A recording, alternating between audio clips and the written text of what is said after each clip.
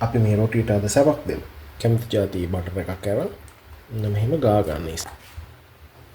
දැන් ගන්න මාමයිට් එක පැත්තක මාමයිට් ගා ගමු.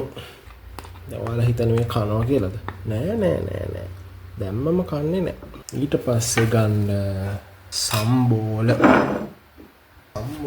අරන් අනිත් පැත්තට මෙහෙම ඉහ ගන්න.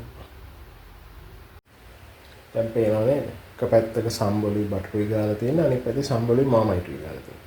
මේක මෙහෙම නමාගෙන කන්නත් පුළුවන්. එහෙම නැත්තම් මේක මෙහෙම කන්නත් පුළුවන්. එහෙනම් අපි කමු. මුලින්ම මේක නමලා කමු. රස කියලා ගලන්න. දැන් අපි සම්බොල් පැත්තෙන් කමු.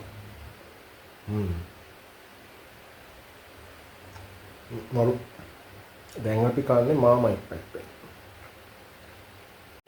ඒකේ රසම සහ මම කැමතිම මාමයිටුයි බටරුයි තියෙන පැත්තේ කෑල්ලෙන් කන්න. ඒක මාර අමුතුම වයිබ් එකක් දෙන්නේ. මාමයිට් කියන්නේ ඉතින් ආගමක්නේ. ඉතින් ඒ ආගම අදහන මිනිස්සු අබැතිමත්තු අපි. ඒක නියමයි. කාලා බලලා තියෙන කට්ටිය කමෙන්ට් එකක් දාන්න. ජය වේවා.